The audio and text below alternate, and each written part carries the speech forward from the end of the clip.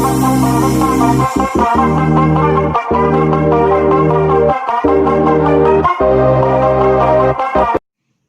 वालेकुम दोस्तों, नजीब्स official YouTube channel में खुश आमदीद। दोस्तों, इस वीडियो में हम 10वीं जमात महाराष्ट्र बोर्ड के रियाजी हिस्सा दुवम यानी ज्योमेट्री का तीसरा सबक दायरा का मुताल्ला कर रहे हैं। आज हम मशक़ी सेट 3.4 से रिलेटेड एक इम्पॉर्टेंट थ्योरम पढ़ेंगे, एक इम्पॉर्टेंट मसला पढ़ेंगे।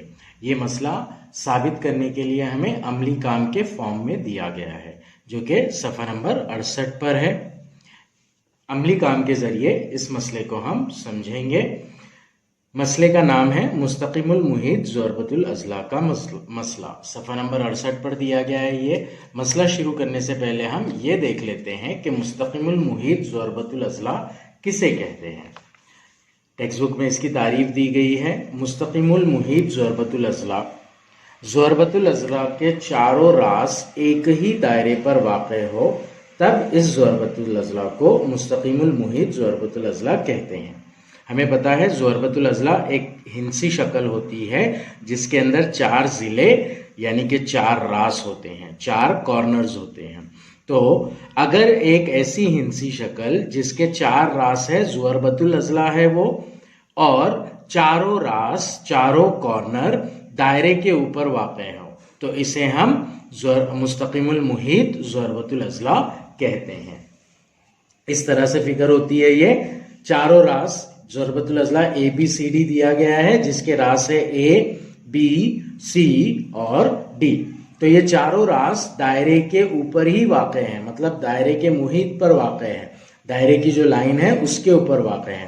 तो इस ज़रबतुल अज़ला को मुस्तक़िमुल मुहीत ज़रबतुल अज़ला कहा जाएगा। ये था मुस्तक़िमुल मुहीत ज़रबतुल अज़ला। अब इसका मसला देखते हैं हम। मसला क्या है?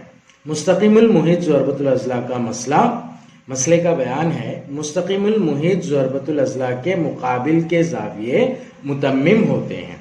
मुस्तक़िमुल मुहीत ज़रबतुल अज़ला में 4 वर्टाइसेस होते हैं, 4 कॉर्नर्स यानी कि 4 रास होते हैं।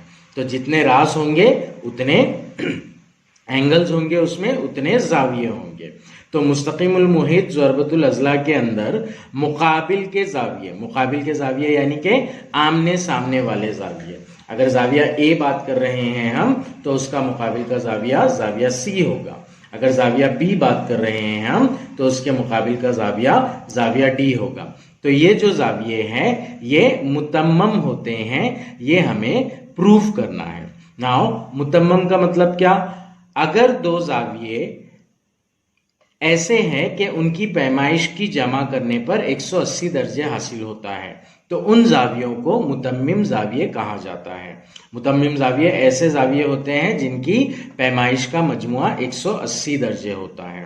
तो हमें यहाँ पर एक्चुअली ये साबित करना है कि इस ज़रबतुल अज़ला में अगर मुकाबिल के ज़ाविया हम लेते हैं तो वो मुतम्मिम होंगे, यानी कि ज़ाविया A और ज़ाविया C की पैमाइश को अगर जमा करेंगे हम तो 180 दर्जे हासिल होता है। उसी तरह ज़ाविया B और ज़ाविया D की पैमाइश को जमा करेंगे तो 180 दर्जे हासिल होगा।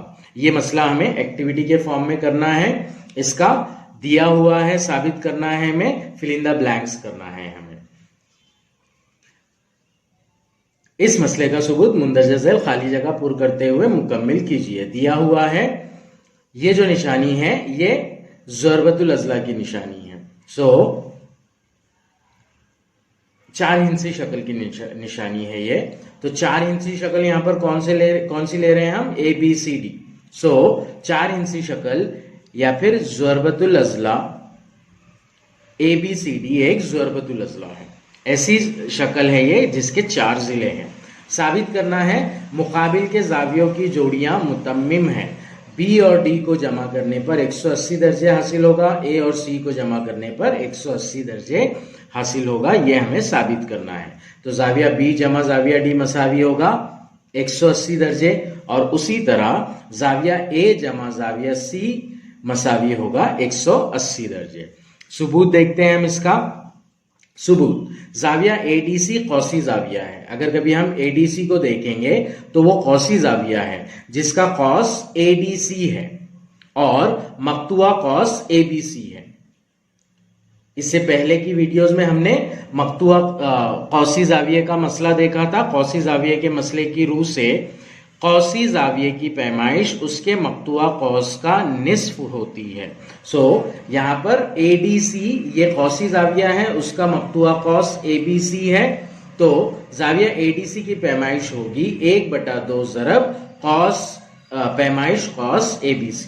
तो यहां पर आएगा जाविया ADC मसावी 1/2 ज़रब पैमाइश कौस